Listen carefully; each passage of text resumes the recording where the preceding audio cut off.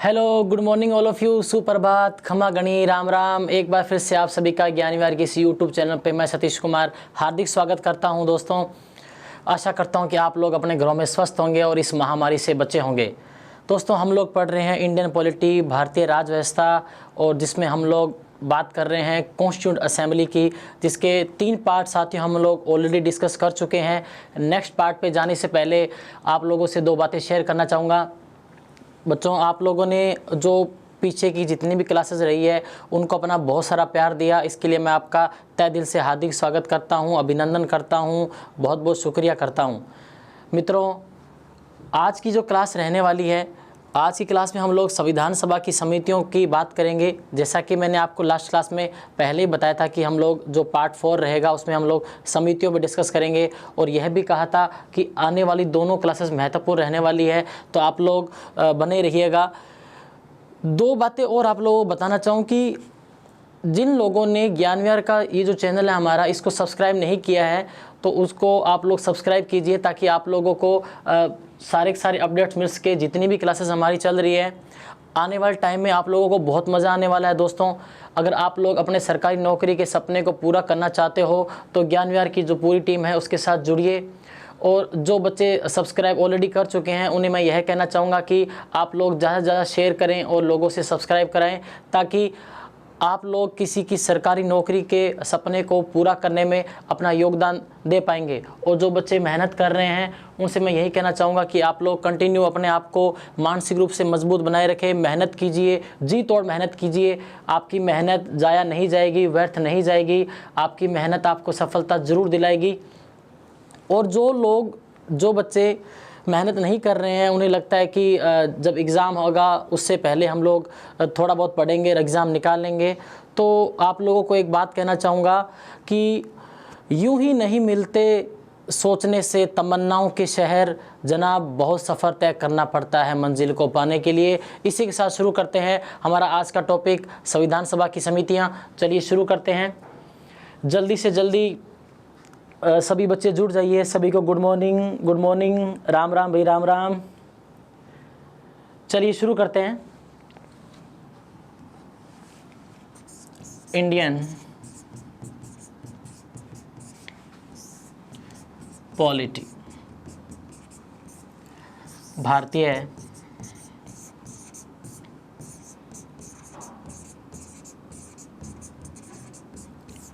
राज व्यवस्था। प्यारे बच्चों, लास्ट क्लास में हम लोगों ने डिस्कस किया कि जो संविधान सभा की कार्यप्रणाली थी उसमें हमने अलग अलग बैठकों को लेकर डिस्कस किया। पहली बैठक, जैसा कि मैंने आप लोगों को बताया, 9 दिसंबर 1946 को हुई। प्रथम बैठक में अस्थायी अध्यक्ष सच्चिदानंद सिन्हा को चुना गया, जो सबसे बुजुर्ग सदस्य थे।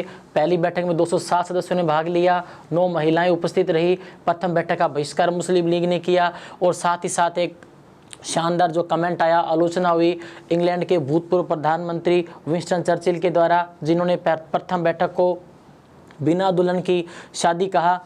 और साथ ही साथ जो दूसरी बैठक थी 11 दिसंबर 1946, दूसरी बैठक में 2 उपाध्यक्ष चुने गए, एस.सी. मुखर्जी, वी.टी. कृष्णामाचारी। और दूसरी बैठक में सबसे महत्वपूर्ण बात यह रही कि संविधान सभा का स्थायी अध्यक्ष चुना गया डॉक्टर राजेंद्र प्रसाद को। राजू माई फ्रेंड, जैसा कि मैंने आपको बताया कि राजेंद्र प्रसाद जी और मेरी जो शिक्षा दीक्षा एक साथ ही हुई थी, तीसरे जन्म की बात है साथियों। और तीसरा, और उससे पहले दूसरा, और उससे पहला पहला, तीनों जन्मों की कहानी क्या थी ये मैं आप लोगों से रूबरू होऊंगा आगामी क्लासेस में, तो बने रहिएगा। हाँ, इसके बाद जो तीसरी बैठक थी 13 दिसंबर 1946, जिसमें पंडित नेहरू जी ने उद्देश्य प्रस्ताव रखा। उद्देश्य प्रस्ताव को जो स्वीकार किया गया 22 जनवरी 1947 को। याद रखिएगा कि उद्देश्य प्रस्ताव कब स्वीकार हुआ, 22 जनवरी 1947। इसके बाद हमने बात की स्वतंत्र भारत की संविधान सभा की जो पहली बैठक रही वह थी 31 अक्टूबर 1947, जिसको लेकर के मैंने कल ही सोशल मीडिया पे बच्चों, जो हमारा ज्ञानविहार का फेसबुक पेज है उस पर क्वेश्चन डाला था। बहुत सारे बच्चों ने गलत जवाब दिए, क्योंकि मैंने आपको पहले ही कहा था कि एक अगर पूछा जाए संविधान सभा की पहली बैठक तो हमारा उत्तर होना चाहिए 9 दिसंबर 1946। अगर पूछा जाए स्वतंत्र भारत की, जी हाँ, स्वतंत्र भारत जो ये शब्द है ये अगर आगे लग जाए तो बात कर रहे हैं आज़ादी के बाद की बैठक की। वो जो तारीख थी 31 अक्टूबर 1947। इसके बाद हम लोग आगे बढ़े, हमने डिस्कस किया कि अंतिम बैठक 24 जनवरी 1950 को हुई, और 24 जनवरी 1950 को जो सबसे पहली घटना हुई वो मैंने आपको बताई कि एक तो अंतिम बैठक, दूसरी बात राष्ट्रीय गान जो हमारा जनगण मन है, नेशनल एंथम स्वीकार किया गया। राष्ट्रीय गान के बारे में मैंने आपको बहुत सारी बातें बताई जो आप लोगों ने पिछली क्लास में देखी, अच्छे से उनको पढ़ा। जिन लोगों ने राष्ट्रीय गान और राष्ट्रीय गीत के बारे में नहीं पढ़ा, जिनको ज़्यादा नहीं आता, तो वो आप लोग मेरी पिछली क्लास देख सकते हैं। राष्ट्रीय गान और राष्ट्रीय गीत को लेकर के जितने भी प्रतियोगी परीक्षा में क्वेश्चन उठते हैं सारे हमने कवर किए हैं। इसके बाद मैंने जाते जाते आप लोगों को बताया था कि अंतिम बैठक में अंतरिम राष्ट्रपति, जिसका उल्लेख आर्टिकल 380 में है, जो वर्तमान में अस्तित्व में नहीं है, राजेंद्र प्रसाद जी को संविधान सभा की अंतिम बैठक में राष्ट्रपति चुना गया। और जैसा कि मैंने आपको बताया कि उस समय संसद नहीं थी, क्योंकि राष्ट्रपति का चुनाव देश में संसद ही करवाती है।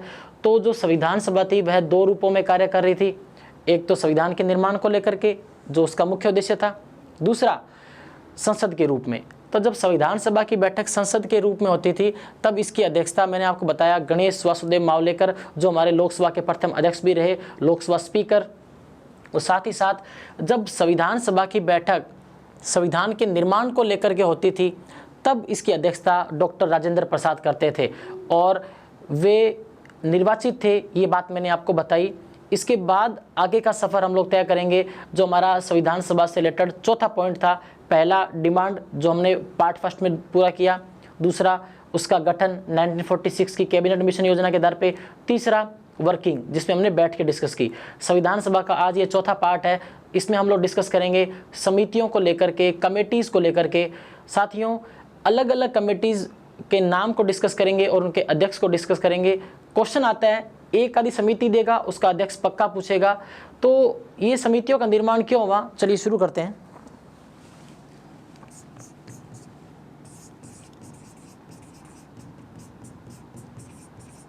Committees of constitute assembly. दोस्तों, आज का जो हमारा टॉपिक है वो है संविधान सभा की समितियां।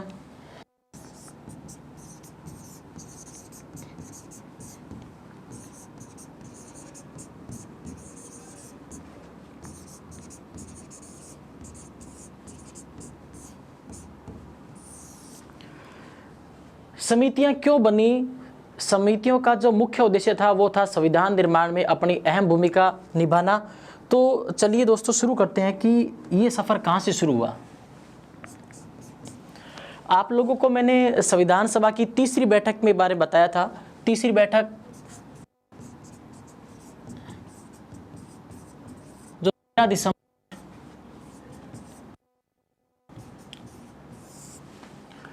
1946 को हुई। इस 13 दिसंबर 1946 में जो उद्देश्य प्रस्ताव रखा गया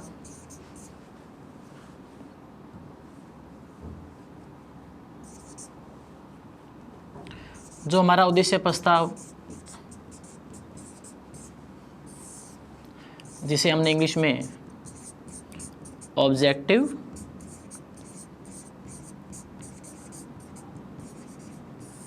रेजोल्यूशन का नाम दिया।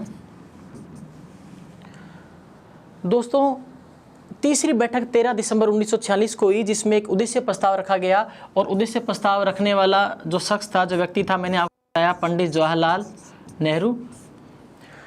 इस उद्देश्य प्रस्ताव को 22 जनवरी 1947 को स्वीकार करने के बाद संविधान सभा ने संविधान के निर्माण को लेकर के कुछ बड़ी और कुछ छोटी समितियां बनाई। उन छोटी और बड़ी जो समितियों जो थी, कुल समितियां मिलाकर के 22 थी। चलिए देखते हैं। तो यहाँ मैं बता रहा हूँ कि तीसरी बैठक में जो 13 दिसंबर 1946 को हुई, पंडित नेहरू जी ने जो उद्देश्य प्रस्ताव रखा, इस उद्देश्य प्रस्ताव की जो स्वीकृति थी 22 जनवरी 1947 को हुई। देख सकते हो आप लोग। 22 जनवरी 1947 को उद्देश्य प्रस्ताव की स्वीकृति के बाद संविधान के निर्माण के लिए अनेक समितियां बनाई गई। उन समितियों के अध्यक्ष कौन रहे? उसको लेकर के आज का हमारा लेक्चर रहेगा। तो बच्चों आपको एक आधी समिति जो हम लोग यहाँ पे जो महत्वपूर्ण समितियाँ डिस्कस करेंगे, जो अलग अलग प्रतियोगी परीक्षाओं में जहाँ से क्वेश्चन पूछे गए हैं, सारे के सारे क्वेश्चन आज आपकी क्लास में क्लियर हो जाएंगे। तो चलिए देखते हैं। अगर बात की जाए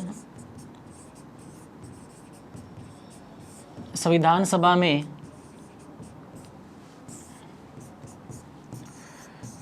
कुल 22 समितियां थी। अगर पूछा जाए कि उद्देश्य प्रस्ताव की स्वीकृति के बाद संविधान के निर्माण के लिए कुल कितनी समितियां बनाने का निर्णय लिया गया, हमारा आंसर होना चाहिए 22 समितियां। दोस्तों ये जो संविधान सभा की कुल 22 समितियां थी, इसमें कुछ मेजर कमेटीज थी और कुछ माइनर। अगर बात की जाए मेजर कमेटीज, जो पटवार के बच्चे हैं और एसएससी के बच्चे हैं, इस कमेटी की स्पेलिंग को भी याद रखें दोस्तों। एक क्वेश्चन यहाँ से भी बनता है कि कौन सी स्पेलिंग सही है, विच स्पेल इज करेक्टली स्पेल्ड, या हिंदी में निम्नलिखित में से कौन सी स्पेलिंग सही लिखी गई है।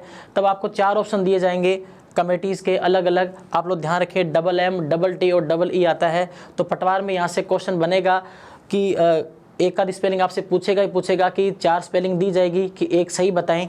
तब हमारा ये जो आंसर है कमेटीज़ आप लोग याद रखें। और भी बहुत सारी जितनी भी बातें आएंगी, चाहे इंग्लिश को लेके हो, चाहे हिंदी को लेकर के हो, चाहे इतिहास को लेकर के हो, चाहे मैथमेटिक्स को लेके हो, चाहे साइंस को लेके हो, मैं सारी की सारी बातें आप लोगों के साथ शेयर करूँगा। तो राम राम भाई, राम राम, गुड मॉर्निंग, सभी का स्वागत है। हाँ भाई, राम राम, धन्यवाद। हाँ चलिए दोस्तों, यहाँ देखिए, मैंने आपको बताया कि संविधान सभा की कुल 22 समितियाँ। मेजर कमेटीज़ की बात करूँ, यानी कि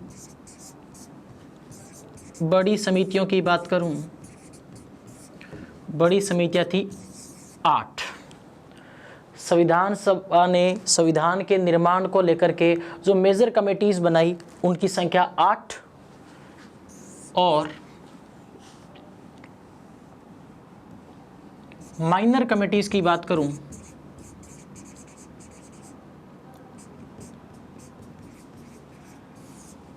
जिन्हें आप हिंदी में छोटी समितियां कह सकते हो,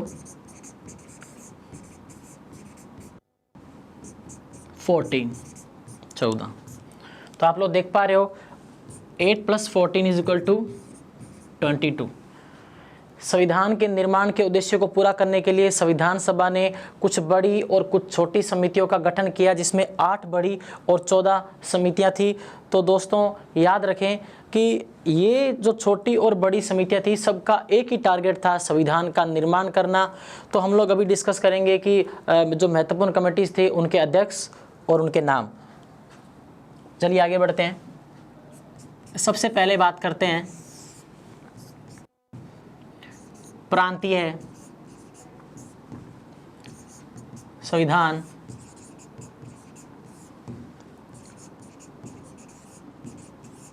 समिति, प्रोविंसेस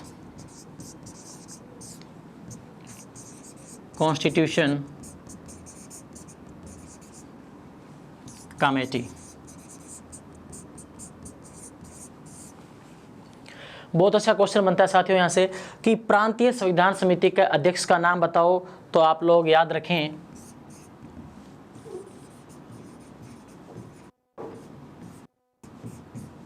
सरदार वल्लभ भाई पटेल। भारत का लौह पुरुष कहा जाता है, आयरन मैन ऑफ इंडिया। और बात की जाए आयरन लेडी ऑफ इंडिया, तो आप सभी को पता होना चाहिए इंदिरा गांधी। आयरन पुरुष की जो संज्ञा है, आयरन जो मैन है, जो लौह पुरुष है, उसकी संज्ञा दी जाती है सरदार वल्लभ भाई पटेल को। तो जो हमारा जो क्वेश्चन बनता है वो यह बनता है साथियों कि प्रांतीय संविधान समिति का अध्यक्ष बताओ। 4 ऑप्शन आप लोगों को दिए जाएंगे अलग अलग। हमारा उत्तर होना चाहिए सरदार वल्लभ भाई पटेल। अभी जितनी भी कमेटीज है दोस्तों, इनको लेकर के जो ट्रिक वगैरह रहती है, तो अभी इनकी जो ट्रिक है, मैं आप लोगों के लिए बहुत जल्द ट्रिक्स पे कार्य कर रहा हूँ। तो बहुत जल्द आप लोगों को याद करने के लिए ट्रिक वगैरह लेके आऊँगा।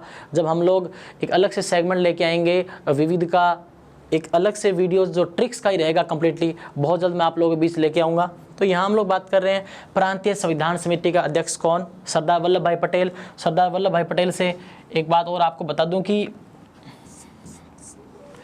वर्ल्ड की सबसे ऊंची मूर्ति सरदार वल्लभ भाई पटेल की याद में बनाई गई है गुजरात में। इंडिया गुजरात में दोस्तों सबसे बड़ी वर्ल्ड की ऊंची प्रतिमा, याद रखिएगा, वर्ल्ड की सबसे ऊंची जो प्रतिमा है, जो मूर्ति है, भारत में है, गुजरात में।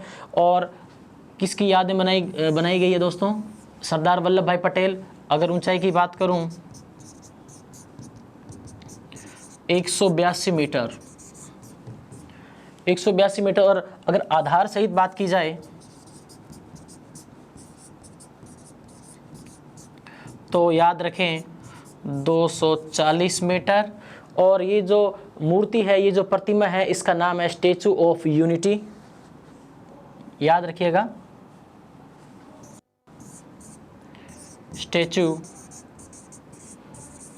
Of unity. क्वेश्चन ऐसे पूछा जा सकता है कि स्टैचू ऑफ यूनिटी निम्नलिखित में से किस व्यक्ति की याद में बनाई गई है? तो हमारा उत्तर होना चाहिए सरदार वल्लभ भाई पटेल, जो प्रांतीय संविधान समिति के अध्यक्ष थे। प्यारे बच्चों, अगर बात की जाए कि प्रांतीय संविधान समिति में कितने सदस्य थे, तो याद रखिएगा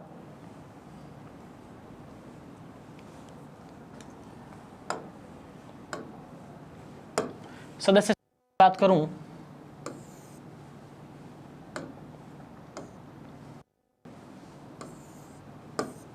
सदस्य संख्या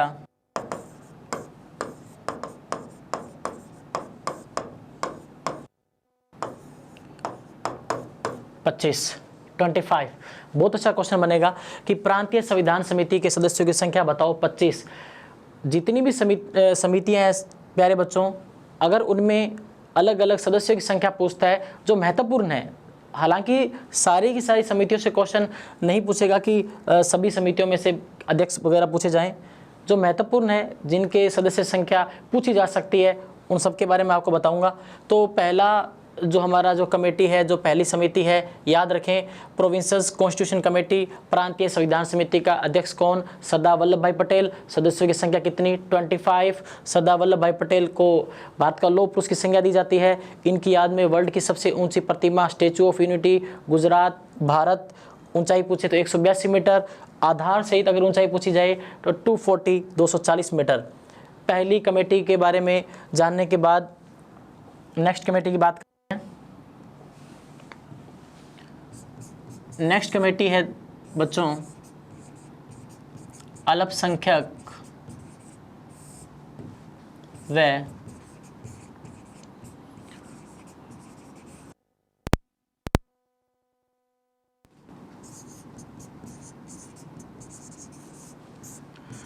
परामर्श समिति।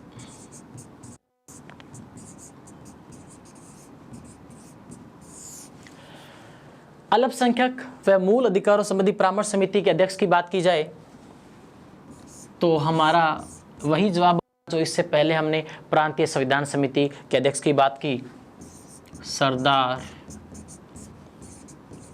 Vallabh Bhai Patel. Advisory committee on minorities and fundamental rights. English में बता रहा हूँ प्यारे बच्चों, द कमेटी रिलेटेड टू या advisory committee on minorities and fundamental rights. अल्पसंख्यक को इंग्लिश में बोलते हैं माइनॉरिटीज और मूल अधिकारों को fundamental rights.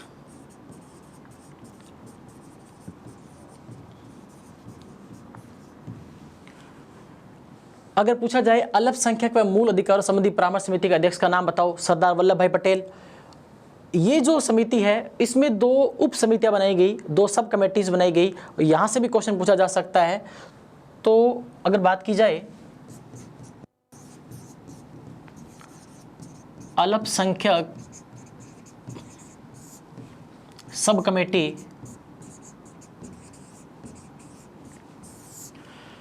Minorities sub committee, दूसरी हमारी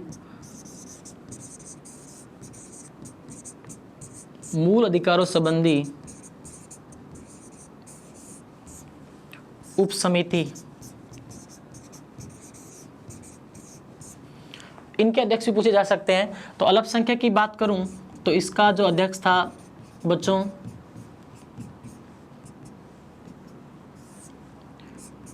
HC Mukherjee. S C Mukherjee के बारे में मैंने आपको बताया था कि संविधान सभा की दूसरी बैठक में जो 2 उपाध्यक्ष चुने गए उनमें एस.सी. मुखर्जी भी थे, हरेंद्र कुमार मुखर्जी।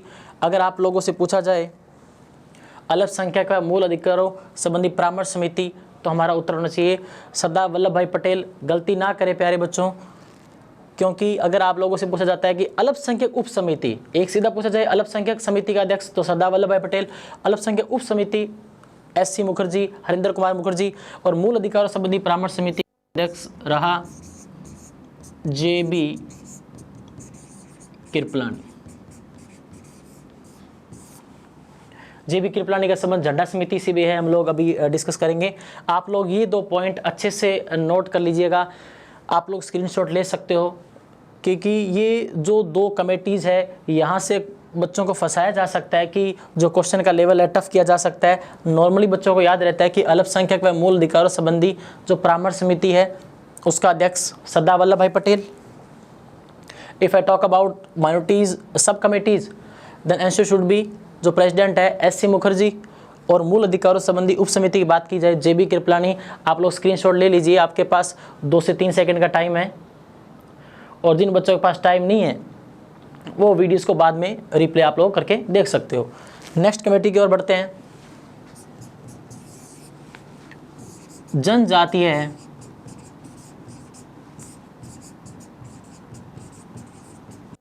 सलाहकार, इंग्लिश में बात करूं कमेटी related to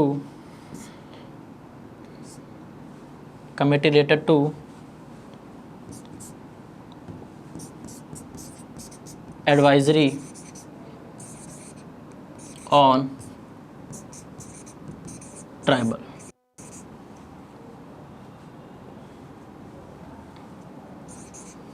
ट्राइबल्स, तो यहाँ बात हो रही है जनजातीय सलाहकार समिति की। इससे पहले जो हमने डिस्कस किया प्रांतीय संविधान जो समिति थी सरदार वल्लभ भाई पटेल, अल्पसंख्यक व मूल अधिकारों संबंधी परामर्श समिति सरदार वल्लभ भाई पटेल, अल्पसंख्यक उप समिति एस.सी. मुखर्जी, मूल अधिकारों संबंधी उप समिति जे.बी. कृपलानी। नेक्स्ट जनजातीय सलाहकार समिति, बहुत अच्छा क्वेश्चन बनेगा यहाँ से, आप लोग चाहो तो आगे लगा सकते हो या हैश लगा दीजिए, अति महत्वपूर्ण। इसका जो आंसर है आप लोग चाहो तो कमेंट बॉक्स में इसका जवाब दे सकते हो, क्योंकि बहुत कम बच्चों को इसके बारे में पता होता है। चलिए मैं ही बता देता हूँ इसका आंसर, सरदार वल्लभ भाई पटेल। बहुत अच्छा क्वेश्चन बनेगा। देखिए आप लोगों ने देखा कि एक तो जो हमारी प्रांतीय संविधान समिति का अध्यक्ष भी सरदार वल्लभ भाई जी पटेल, अल्पसंख्यक व मूल अधिकारों संबंधी परामर्श समिति सरदार वल्लभ भाई पटेल, उसमें 2 उप समिति थी, उनके अध्यक्ष अलग।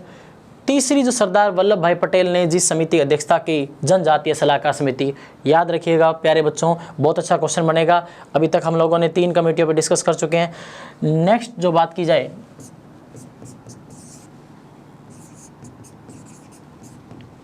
संघ शक्ति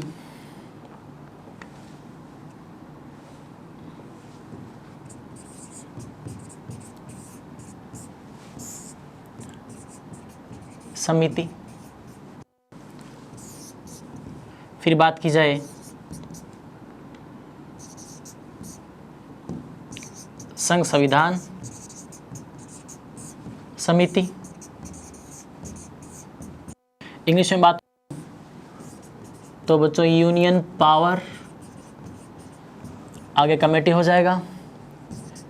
यहाँ इंग्लिश में बात करूँ यूनियन कॉन्स्टिट्यूशन, यहाँ कमेटी हो जाएगा। दोनों की दोनों समितियों का अध्यक्ष एक ही आदमी जो देश का प्रथम प्रधानमंत्री बना, पंडित जवाहरलाल नेहरू। पंडित जवाहरलाल नेहरू। अगर बात की जाए संघ शक्ति में जो सदस्यों की संख्या थी तो याद रखिएगा सदस्य संख्या 9, सदस्य संख्या 9। ये क्यों लग रहा है 9? तो याद रखें अगर पूछा जाए संघ शक्ति समिति के सदस्यों की संख्या 9, बात की जाए संघ शक्ति समिति के अध्यक्ष का नाम पंडित जवाहरलाल नेहरू, और अगर पूछा जाए संघ संविधान समिति तो भी हमारा उत्तर पंडित जवाहरलाल नेहरू। अगर बात की जाए सदस्य संख्या तो बच्चों याद करिएगा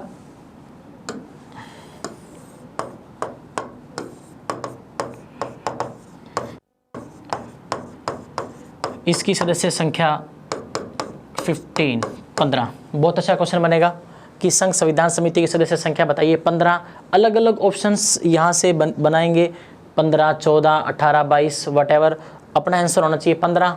संघ शक्ति की बात करें 9। और याद कैसे किया जाए बच्चों अलग से, तो जैसे मैंने आपको बताया कि ट्रिक वगैरह मैं आगामी क्लासेस में बताऊँगा, अभी ट्रिक पे कार्य चल रहा है। ये जो संघ वर्ड आया है आप लोग यहाँ से याद रख सकते हो कि जिस समिति में संघ आए अपना उत्तर सीधा आप लोग लगा सकते हो पंडित जवाहरलाल नेहरू। ओके, तो इससे पहले एक बार फिर से देखिएगा, कुल 22 समितियाँ, 8 बड़ी, 14 माइनर। प्रांतीय संविधान समिति के अध्यक्ष सरदार वल्लभ भाई पटेल, सदस्य संख्या 25। और सरदार वल्लभ भाई पटेल के बारे में बताया कि वर्ल्ड की सबसे ऊंची प्रतिमा इन्हीं की यादें बनाई गई है, 182 मीटर, गुजरात भारत में। अल्पसंख्यक व मूल अधिकारों संबंधी परामर्श समिति सरदार वल्लभ भाई पटेल। अगली बात, इसकी 2 उप समितियाँ थी, अल्पसंख्यक उप समिति हरिंदर कुमार मुखर्जी, मूल अधिकारों संबंधी उप समिति JB कृपलानी। इसके बाद जनजातीय सलाहकार समिति सरदार वल्लभ भाई पटेल। संघ शक्ति समिति सदस्य संख्या 9, अध्यक्ष पंडित जवाहरलाल नेहरू। संघ संविधान समिति पंडित जवाहरलाल नेहरू। नेक्स्ट जो कमेटी है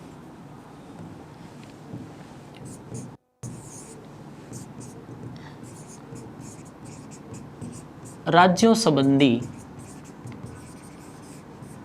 समिति।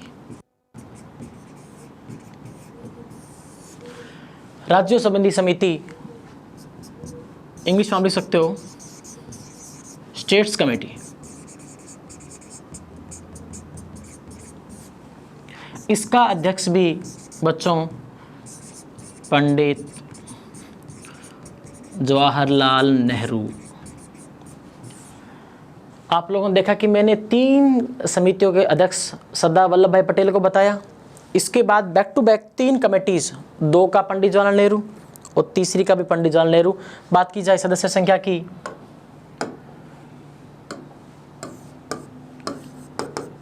सदस्य संख्या तो हमारा जवाब होना चाहिए 15। यहाँ मैंने जितनी भी समितियों की सदस्य संख्या बताई है आप इनको अच्छे से याद कर लीजिएगा, बहुत काम आएगी आपके एग्जामिनेशन में। इसके बाद जो हमारी नेक्स्ट कमेटी बनती है बात करेंगे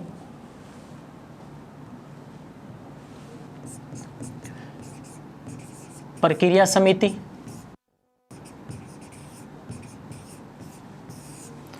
प्रोसीजर कमेटी,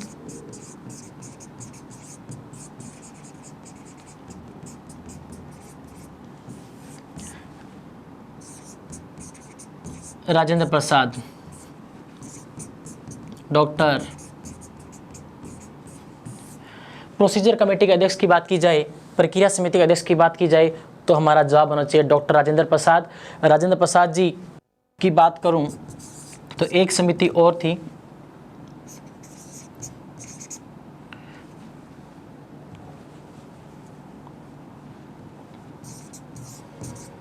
वित्त एवं स्टाफ समिति, फाइनेंस एंड स्टाफ कमेटी। हमारा जवाब होना चाहिए राजेंद्र प्रसाद। दोस्तों याद रखें, अगर आप लोगों से पूछा जाता है प्रक्रिया समिति का अध्यक्ष का नाम बताओ, डॉक्टर राजेंद्र प्रसाद। अगर हम लोगों से पूछा जाए फाइनेंस एवं स्टाफ कमेटी, फाइनेंस एवं स्टाफ कमेटी, वित्त एवं स्टाफ समिति का अध्यक्ष का बताओ, तो भी हमारा उत्तर होना चाहिए डॉक्टर राजेंद्र प्रसाद। डॉक्टर राजेंद्र प्रसाद जी ने एक समिति की और अध्यक्षता की, उसके बारे में बता दूं।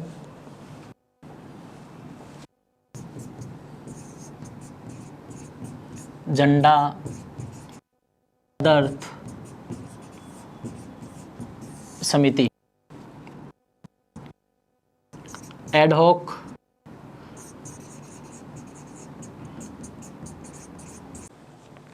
झंडा तदर्थ समिति की बात की जाए तो प्यारे बच्चों हम बात करेंगे राजेंद्र प्रसाद जी के बारे में। डॉक्टर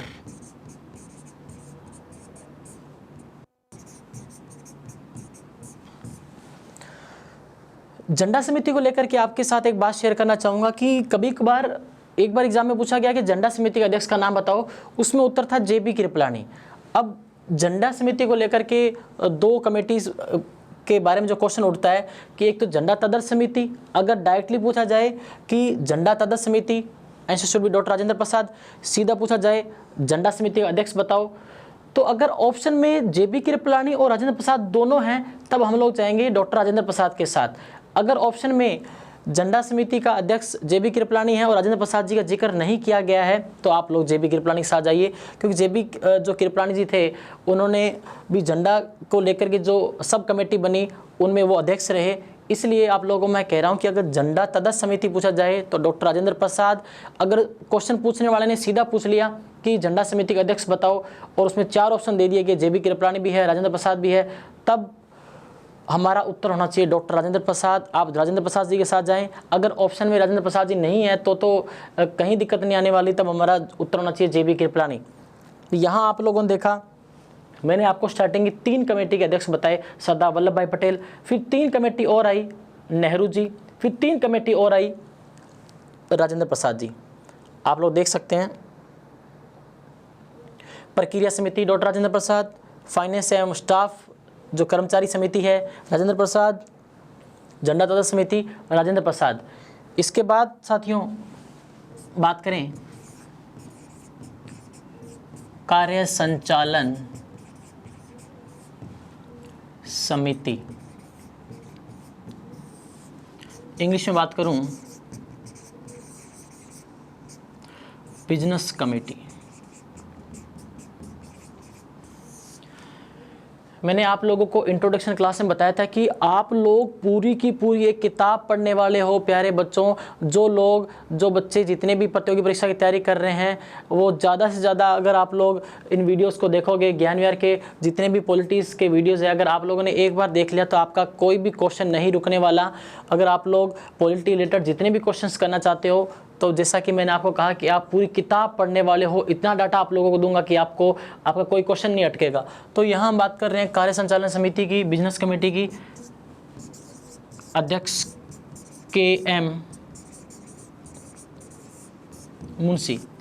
KM मुंशी जी का पूरा नाम की बात की जाए कन्हैयालाल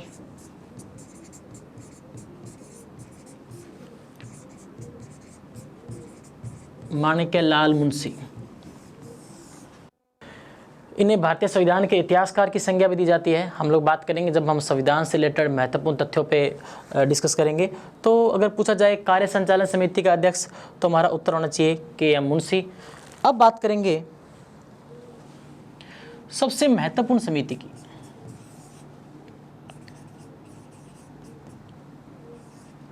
मोस्ट इम्पोर्टेंट कमेटी, सबसे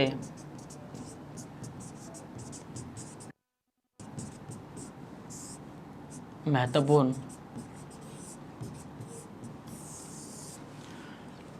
एक क्वेश्चन तो यहीं से उठ जाएगा कि संविधान सभा की जितनी समितियां थी उसमें सबसे महत्वपूर्ण समिति कौन सी थी, जिसका जिक्र हम लोग यहाँ करने जा रहे हैं। Drafting committee.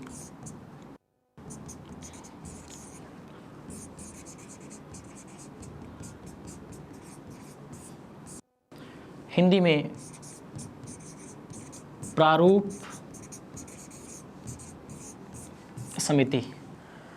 जैसा कि इसके नाम से पता लग रहा है प्रारूप, इसने ड्राफ्ट एक प्रपोजल तैयार किया, संविधान का प्रारूप तैयार किया कि संविधान कैसा होगा। तो यहाँ बात हो रही है प्रारूप समिति की। प्रारूप समिति का एक और नाम आप लोगों को बता दूं तो आप लोग नोट कर लीजिएगा।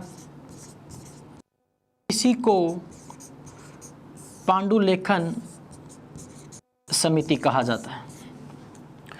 शानदार क्वेश्चन बनेगा प्यारे बच्चों यहाँ से कि अगर पूछा जाए पांडुलेखन समिति का अध्यक्ष कौन, हमारा उत्तर एक ही होना चाहिए जो हम लोग डिस्कस करेंगे। प्रारूप समिति का अध्यक्ष कौन, सेम, दोनों कमेटीज एक ही थी, प्रारूप समिति कह दो या पांडुलेखन समिति कह दो। सबसे महत्वपूर्ण समिति का नाम पूछे, 4 ऑप्शन आपको दिए जाएंगे, अलग अलग कमेटीज का नाम दिया जाएगा, ऑप्शंस दिए जाएंगे।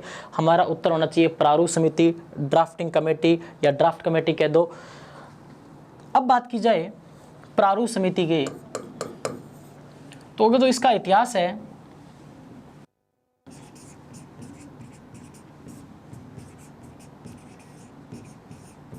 प्रारूप समिति का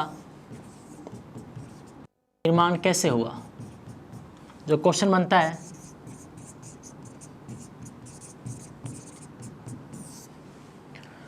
प्रारूप समिति का निर्माण कैसे हुआ, तो याद कीजिएगा मैंने आपको जो तीसरी बैठक बताई थी संविधान सभा की, जिसमें एक उद्देश्य प्रस्ताव जो स्वीकार हुआ, जो 22 जनवरी 1947 को स्वीकार हुआ। नेहरू जी को उद्देश्य प्रस्ताव का जनक कहा जाता है, याद रखिएगा। जो तीसरी बैठक में रखा गया एक प्रपोजल ऑब्जेक्टिव रेजोल्यूशन का, जिसे 22 जनवरी 1947 को स्वीकार किया गया। उस उद्देश्य प्रस्ताव को स्वीकार करने के बाद संविधान सभा के जो संवैधानिक सलाहकार थे BN राव ने सबसे पहले ये जो संविधान का प्रारूप तैयार किया और अंबेडकर जी के सामने ला करके रख दिया कि आपके संविधान का प्रारूप ऐसा होना चाहिए। उसी प्रारूप पे डिस्कस करने के लिए प्रारूप समिति का निर्माण हुआ। बात की जाए संविधान का प्रारूप,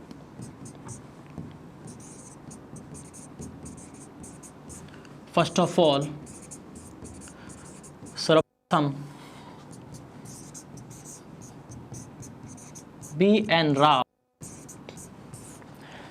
राव का पूरा नाम मैं आप लोगों को बता चुका हूं, बेनेगल नरसिंह राव, जो हमने पिछली क्लास में डिस्कस किया था। बेनेगल नरसिंह राव संविधान सभा के प्रथम संवैधानिक सलाहकार। तो अगर पूछा जाए कि संविधान का प्रारूप सबसे पहले किसने रखा, तो हमारा उत्तर होना चाहिए BN राव। संविधान का प्रारूप सबसे पहले BN राव ने रखा। इसी प्रारूप पर विचार विमर्श करने के लिए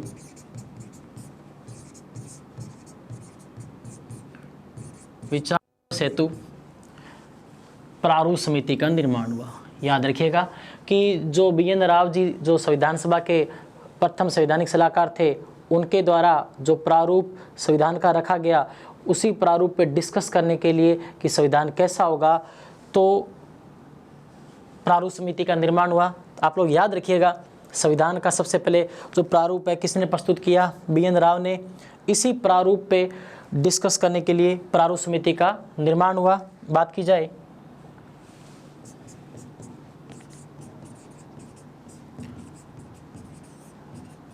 प्रारूप समिति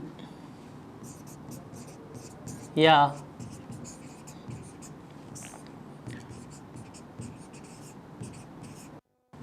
पांडुलेखन समिति, ये बनी कब, याद रखिएगा 29 अगस्त 1947 को। पूछा जाए कि प्रारूप समिति का गठन कब हुआ, हमारा उत्तर होना चाहिए 29 अगस्त 1947 को। और 29 जो अगस्त है बच्चों, यह खेल दिवस के रूप में मनाया जाता है, हमें पता होना चाहिए।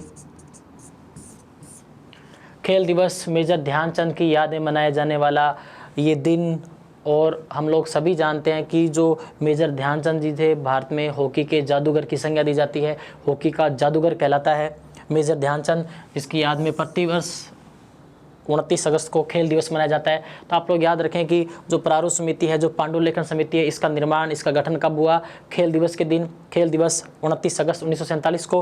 और बात की जाए पांडुलेखन समिति की प्रथम बैठक, यहाँ से जो क्वेश्चन बनेगा बहुत अच्छा क्वेश्चन बन सकता है। इसकी प्रथम बैठक हुई अगले ही दिन 30 अगस्त 1947 को। 30 अगस्त 1947 को प्रथम बैठक हुई पांडुलेखन समिति की या प्रारूप समिति की। निर्माण हुआ 29 अगस्त 1947 को। संविधान का प्रारूप कैसा होगा, उस प्रारूप पर डिस्कस करने के लिए प्रारूप समिति बनी। प्रथम बैठक 30 अगस्त 1947 को। और BN राव जी के इस प्रारूप में, बी.एन. राव जी के इस प्रारूप में 243 अनुच्छेदों की बात थी प्लस 13 अनुसूचियों की बात कही गई।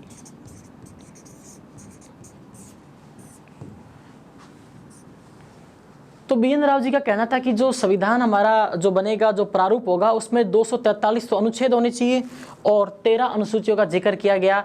बट वर्तमान में आप लोगों को जो परिस्थिति है, आप सभी जानते हैं कि जो सिलेबस के अकॉर्डिंग है वो 395 और वर्तमान में अनुच्छेद 475 के अबव हो चुके हैं, लगभग 495 पहुँच चुके हैं और अनुसूचियाँ वर्तमान में 12 हैं। उस समय की डिमांड के अकॉर्डिंग 13 अनुसूचियाँ, मूल संविधान में 8 अनुसूचियाँ थी, आज वर्तमान में 12 हैं।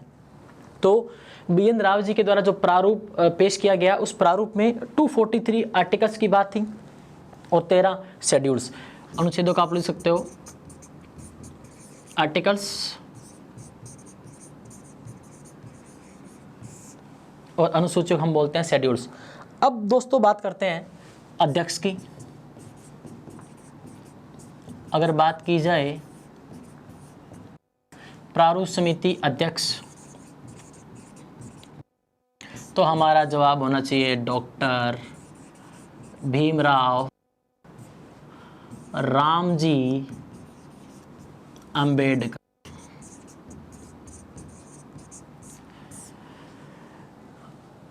आप सभी बच्चों को यही लगता होगा कि जो B.R. अंबेडकर है, मैं यहाँ लिख रहा हूँ B.R. अंबेडकर,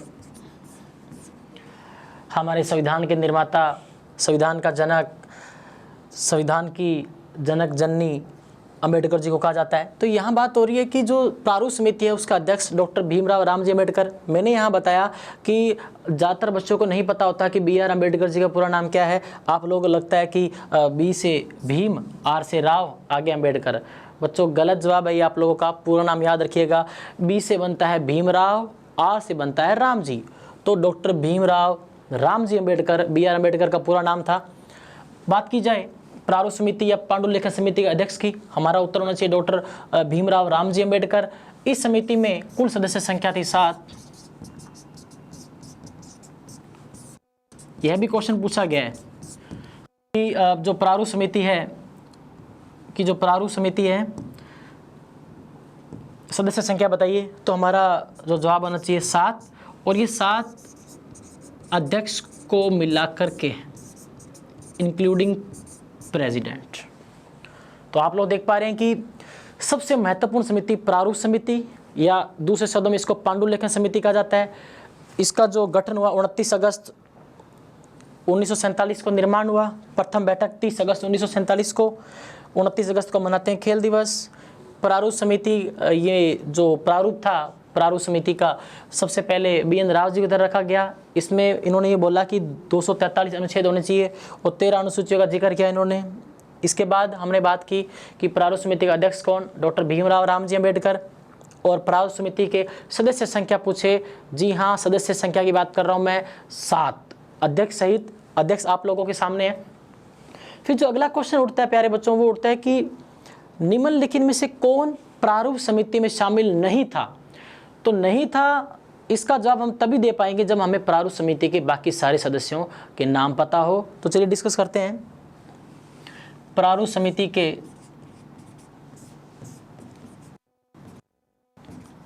सदस्यों के बारे में। अध्यक्ष मैंने आपको बताया डॉक्टर B.R. अंबेडकर अध्यक्ष, और बाकी जो 6 नाम हैं ये रहे आप लोगों की स्क्रीन पर। सबसे पहले N. गोपाल स्वामी अयंगर। नेक्स्ट अल्लादी कृष्णा स्वामी अय्यर। नंबर 3 की बात की जाए K.M. मुंशी। के मुंशी का नाम मैंने आपको बताया कि कन्हैयालाल माणिक्यलाल मुंशी। कन्हैयालाल माणिक्यलाल मुंशी के बारे में जो सबसे बड़ी बात आपको बता दूं कि जो प्रारूप समिति में जितने भी सदस्य थे मूल रूप से जो कांग्रेसी थे, जो शुरुआत से कांग्रेसी थे, वो थे के मुंशी और एक सदस्य और टी कृष्णामाचारी जो बॉम्बे से निर्वाचित थे। डिस्कस करेंगे हम लोग। ये जो जितने मेंबर थे अलग अलग सीटों से निर्वाचित थे, कोई मद्रास से, कोई मुस्लिम लीग से, कोई असम से। तो 3 सदस्यों के बाद चौथा जो सदस्य है सैयद मोहम्मद सादुल्ला। 5 नंबर एन माधवराव और जो अंतिम है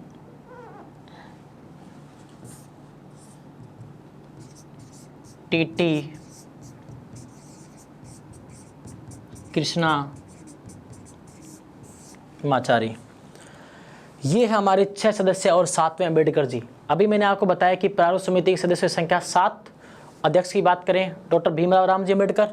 इसके अलावा बाकी सदस्य आप लोगों के सामने दिए गए हैं। एन गोपाल स्वामी अयंगर, अलादी कृष्ण स्वामी अय्यर, के मुंशी शुरुआत से कांग्रेसी जैसे मैंने आपको बताया। अगला जो सदस्य है सैयद मोहम्मद सादुल्ला मुस्लिम लीग से जो निर्वाचित हुए असम से। एन माधव राव और टी कृष्णामाचारी। यहाँ जो अंतिम जो 2 सदस्य दिए गए हैं एन माधव राव और टी कृष्णामाचारी, इन सदस्यों को बाद में शामिल किया गया और किन की जगह शामिल किया गया, यहाँ से भी क्वेश्चन बन सकता है। अगर माधव राव जी की बात बताऊं तो ये आए थे BL मित्तर की जगह। BL मित्तर ने खराब स्वास्थ्य की वजह से इस्तीफा दे दिया, रिजाइन कर दिया ड्यू टू बैड हेल्थ। लिख सकते हो आप लोग, खराब स्वास्थ्य की वजह से इस्तीफा दिया। BL मित्तर ने इस प्रारूप समिति में खराब स्वास्थ्य की वजह से इस्तीफा दे दिया। तो इस्तीफे के बाद BL मित्तर की जगह जिनको शामिल किया गया वो थे एन माधव राव। याद रखिएगा, एन माधव राव प्रारूप समिति में निम्नलिखित में से किस सदस्य के स्थान पे चुने गए? तो हमारा जवाब होना चाहिए BL मित्तर। जो टी कृष्णामाचारी जी है ये आए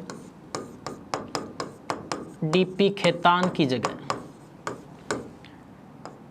DP खेतान का पूरा नाम याद रखिएगा, देवी प्रसाद खेतान। देवी नहीं, देवी प्रसाद खेतान। इनकी 1948 में डेथ हो गई थी, गुजर गया भाइयों। तो आर मरियाबाद जिन्होंने प्रारूप समिति में DP खेतान जी की जगह ली में साहब टी कृष्णामाचारी। तो DP की जगह आया TT और मित्र की जगह आया माधव। अब बात की जाए प्रारूप समिति के सारे सदस्य आप लोगों के सामने। अब आप लोगों को इसको बहुत अच्छे से पढ़ना है कि अभी आज जो मैंने प्रारूप समिति के अलावा बाकी जो समितियां बताई है वहाँ से अगर क्वेश्चन ना बने, लेकिन साथियों यहाँ से पूछे जाने की प्रबल संभावना है, मैक्सिमम पॉसिबिलिटी है। आप लोग इसको जरूर याद रखें कि जो प्रारूप समिति है अध्यक्ष डॉक्टर भीमराव अंबेडकर जी, बाकी सारे सदस्य एन गोपाल स्वामी अयंगर, अलादी कृष्ण स्वामी अय्यर, के मुंशी, सैयद मोहम्मद सादुल्ला, एन माधव राव, टी कृष्णामाचारी। 6 के 6 मेंबर आपको याद होने चाहिए। पूछा जा सकता है कौन शामिल था, कौन शामिल नहीं था, या उन सदस्यों के समूह को छांटो जो प्रारूप समिति में शामिल थे। फिर अलग अलग व्यक्तियों के समूह को आपके सामने दिया जाएगा, तब आपको प्रॉब्लम नहीं होनी चाहिए अगर आप लोगों ने इसको अच्छे से पढ़ा है तो। अब बात की जाए इसमें ट्रिक, तो ट्रिक तो दोस्तों जो मेरे जहन में आ रही है तो आप लोग यहाँ ध्यान दीजिएगा कि इसमें 4 नाम तो ऐसे लग रहे हैं जैसे भगवान श्री कृष्ण जी के पर्यायवाची है। बात की को यहाँ कृष्णा आ रहा है, कृष्णा, माधव, मुंशी, फिर से कृष्णा और गोपाल। गोपाल, कृष्णा, मुंशी, माधव और फिर से कृष्णा। तो आप लोग जो भी आपको लगे जुगाड़ बनाओ, ट्रिक बनाओ, कैसे भी करके बस याद करो, पढ़ाई करो अच्छे से। इसके बाद दोस्तों एक अंतिम बात अगर आपको बताऊं एक कमेटीज़ की, तो RS के प्रीवियस ईयर में क्वेश्चन पूछा गया मसौदा समिति का। बहुत अच्छा question, same to same doctor Bhimrao Ramji Ambedkar. संविधान के मसौदा को तैयार करके कि उसका जो मसौदा बनाया जाएगा, मसौदा जो प्रारूप समिति से रिलेटेड था कि प्रारूप समिति का मसौदा कैसे होगा, तो वहीं से क्वेश्चन ये उठता है। और यह भी डेट जो अगर इसकी बात करूं 29 अगस्त 1947 को ही है कि मसौदा समिति का निर्माण कब हुआ, 29 अगस्त 1947। तो मसौदा समिति का अध्यक्ष डॉक्टर भीमराव रामजी अम्बेडकर। नेक्स्ट अगर एक एक्स्ट्रा इन्फॉर्मेशन बताई जाए तो कभी कभार ये क्वेश्चन पूछ सकता है कि डॉक्टर भीमराव जी जो अम्बेडकर थे, इनका निर्वाचन जो क्षेत्र था, इनका चुनाव कहाँ से हुआ, कहाँ से निर्वाचित थे, तो याद रखिएगा मुंबई से, या उस समय का आप नाम दो, बम्बई से निर्वाचित थे, बॉम्बे से निर्वाचित थे। बहुत अच्छा क्वेश्चन बनेगा कि अम्बेडकर जी कहाँ से निर्वाचित थे, याद रखिएगा मुंबई। एक बार इन्होंने मुंबई से चुनाव लड़ा, चुनाव हारे। इसके बाद मुस्लिम लीग के बैनर तले इन्होंने बंगाल से सीट जीती। तो बंगाल से सीट जीती, लेकिन वो जो सीट थी वो विभाजन के बाद पाकिस्तान में जाती दिखाई दे रही थी। एक जगह थी जयसुर कुलना वाली जो सीट, जहाँ से मुस्लिम लीग की सहायता से अम्बेडकर जी ने चुनाव जीता, तो वह सीट विभाजन के बाद पाकिस्तान में जाने वाली थी। अब इनका संविधान के निर्माण में योगदान भी जरूरी था, तो बाद में इनको जो निर्वाचित किया गया, जो इनका निर्वाचित क्षेत्र था, मुंबई से M.R. जयकर जी की जगह इनको सीट दी गई।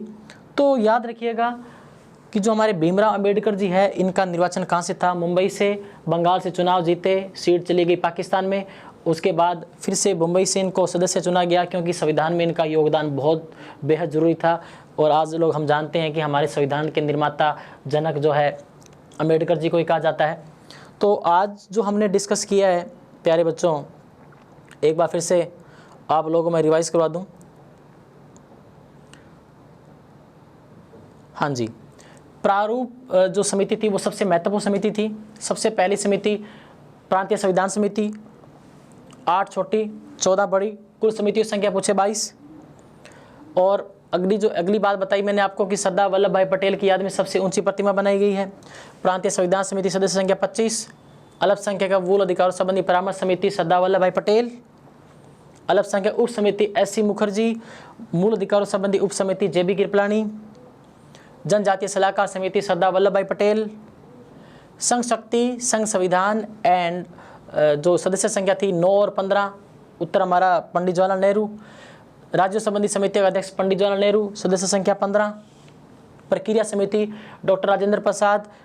फाइनेंस एवं स्टाफ कर्मचारी समिति doctor Rajendra Prasad. Next ad hoc committee of flag doctor Rajendra Prasad. कार्य संचालन समिति business committee K.M. Munshi. Kanhaiyalal Maneklal Munshi पूरा नाम। सबसे महत्वपूर्ण समिति प्रारूप समिति या पांडुलेखन समिति। निर्माण की बात की जाए, मैंने बताया कि संविधान का प्रारूप सबसे पहले B.N. राव जी ने रखा। इसी प्रारूप पे डिस्कस करने के लिए कमेटी बनी, प्रारूप कमेटी। गठन 29 अगस्त 1947। खेल दिवस मनाया जाता है 29 अगस्त को। प्रथम बैठक 30 अगस्त 1947 को। B.N. राव जी के प्रारूप में कितने अनुच्छेदों की बात थी, 243 और 13 अनुसूचियाँ। प्रारूप समिति का अध्यक्ष डॉक्टर भीमराव अम्बेडकर जी। कुल सदस्य संख्या 7। सातों के सातों जो नाम है आप लोगों के सामने है। अध्यक्ष अम्बेडकर जी, N. गोपाल स्वामी अयंगर, अल्लादी कृष्ण स्वामी अय्यर, K.M. मुंशी और सैयद मोहम्मद सादुल्ला, N. माधवराव, T.T. कृष्णामाचारी जिन्होंने जगह ली। B.R. मित्तर जी ने माधवराव जी आए और D.P. खेतान की जगह T.T. कृष्णामाचारी जी आए। नेक्स्ट बात हमने बात की जो अंतिम हमारी आज की जो समिति है मसौदा समिति डॉक्टर भीमराव रामजी अम्बेडकर, जिनका निर्वाचन हुआ मुंबई से।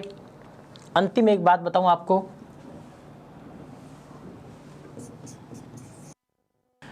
जो पूरा प्रारूप तैयार हुआ इस प्रारूप समिति के द्वारा कि संविधान कैसे होगा, कुल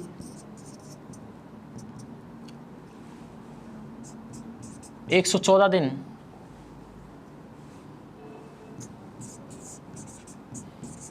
कुल 114 दिन संविधान पर बहस हुई। याद रखिएगा, बहस हुई। और जो संविधान का जो प्रारूप तैयार हुआ, पूरा जो संविधान तैयार हुआ, उसका 3 बार वाचन हुआ। याद रखिएगा, संविधान का वाचन कितनी बार हुआ? वाचन को बच्चों इंग्लिश में कहा जाता है रीडिंग। 3 बार संविधान का वाचन हुआ। कुल 114 दिनों तक संविधान पे बहस हुई। तो साथियों, प्यारे बच्चों, दोस्तों, आज की क्लास में हम लोगों ने संविधान सभा की सारी समितियों को लेकर डिस्कस किया। आशा करता हूं कि आप लोगों ने इस वीडियो को अच्छे से देखा होगा। अगर जिन बच्चों ने नहीं देखा वो शाम तक या कल रात तक आराम से देखिएगा, लेकिन समितियों से क्वेश्चन बनेगा ही बनेगा। ये जितनी भी समितियां थी जिनमें महत्वपूर्ण सदस्य संख्या मैंने आप लोगों को बताई, कल की क्लास में हम लोग डिस्कस करेंगे संविधान सभा को लेकर के सारे महत्वपूर्ण तथ्य। राजस्थान से किन किन सदस्यों का 1946 में जो संविधान सभा में योगदान रहा। कल की क्लास बहुत महत्वपूर्ण क्लास होने वाली है, तो स्टे ट्यून विद अस। जय हिंद, जय भारत, मेहनत करते रहिए। जय हिंद।